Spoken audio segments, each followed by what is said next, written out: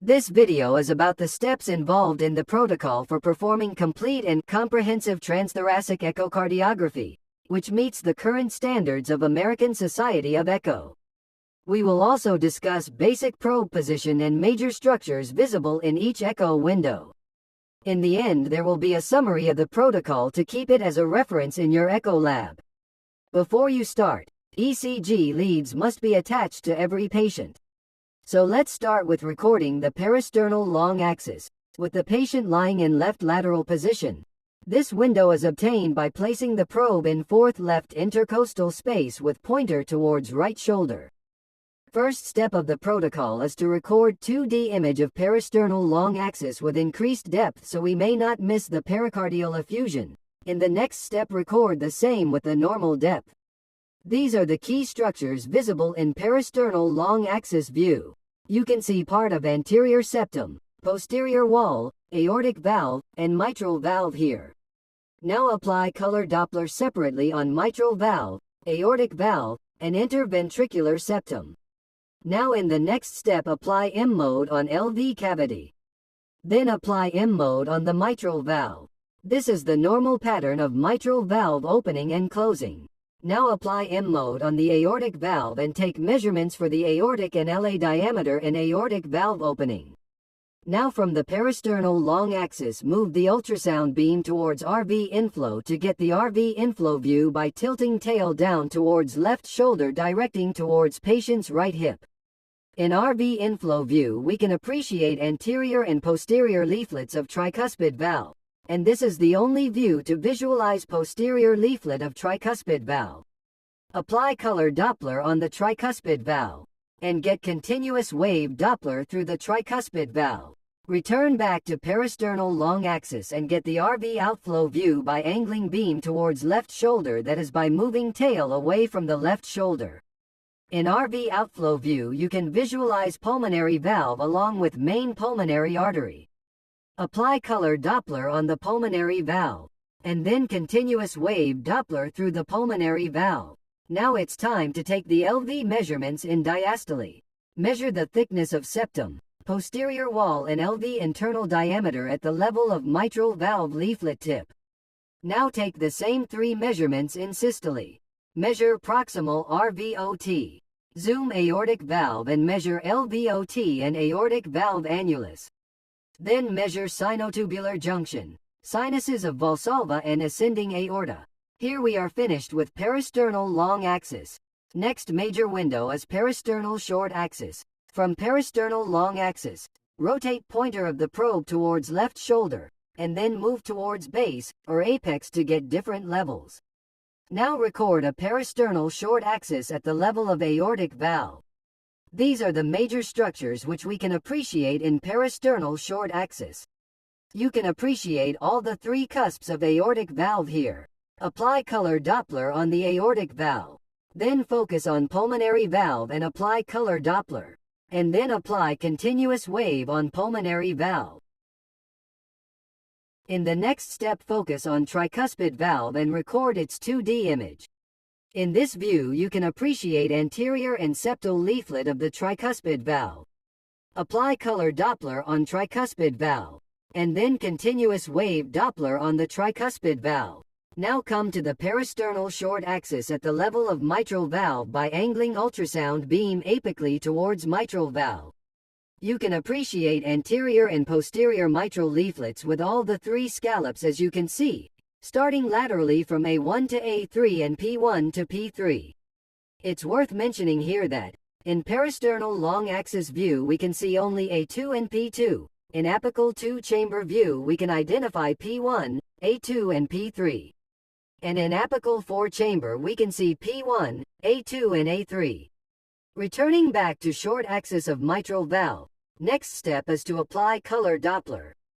Now move ultrasound beam more apically to get parasternal short axis at the mid-LV cavity level.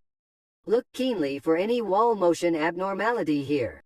Now coming to next major window, that is apical window, which is obtained best at the apex of the heart. To get the apical 4-chamber view, place the probe at apex, and for the pointer position there are two approaches. In the first one, pointer is towards the bed or 3 o'clock position. With this orientation, left heart will be visualized on the right-hand side. In the second approach, pointer will be towards appendix of the patient and the left heart will then be visualized on left-hand side. In this video we are using the second one. Record the 2D image of apical 4-chamber view. These are the key structures visible in this view. By moving the ultrasound beam anteriorly, we can also visualize aortic valve, making it an apical 5-chamber view.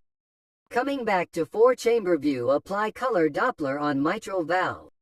And then apply continuous wave at mitral valve. Now apply pulse wave Doppler at mitral valve leaflet tips to get the E and A velocities. Apply TDI at septal mitral annulus and measure E'. And then TDI at lateral mitral annulus. Apply color Doppler on pulmonary veins. And get pulse wave Doppler of the best visualized pulmonary vein. Next steps involve measurement of LA area, LA volume, and similarly measurement of raw area and volume, details of which will be discussed separately in another video. Now apply color Doppler on tricuspid valve, and get continuous wave Doppler of tricuspid valve. Apply M-mode on lateral annulus of tricuspid valve for TAPSE for the assessment of right heart function. Apply TDI on lateral annulus of tricuspid valve for measuring S'. Measure RV area in diastole and systole to get fractional area change.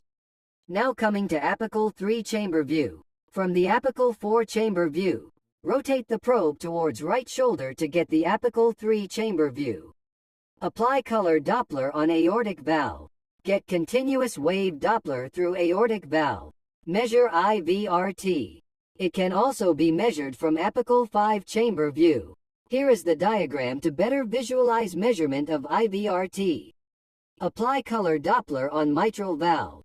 Then pulse wave Doppler in LVOT and trace the envelope to measure LVOT VTI.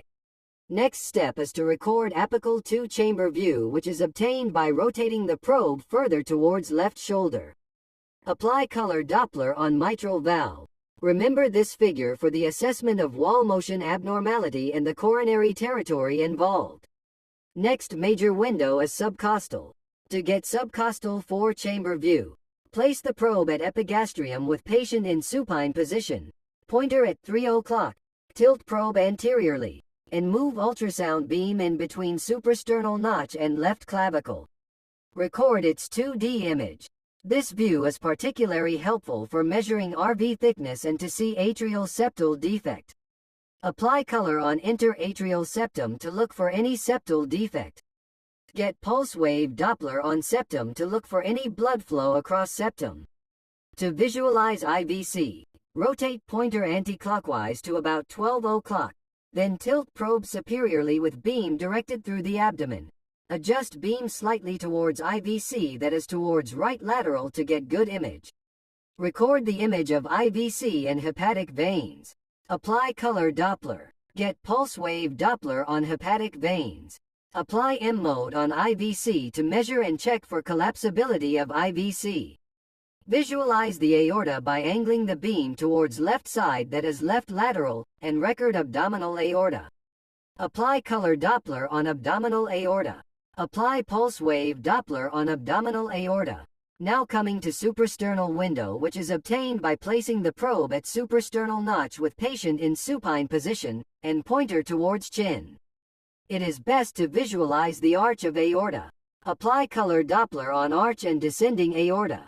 Apply continuous wave Doppler on descending aorta, and pulse wave Doppler on the descending aorta. Similarly, apply color Doppler on ascending aorta. Then continuous wave Doppler on ascending aorta, and pulse wave Doppler on ascending aorta. We are done with all the steps. In next few slides, summary of full protocol is given to keep it as a reference. Hope you have enjoyed learning basic echo protocol. If you have any queries, let me know in the comment section below. Thank you for watching.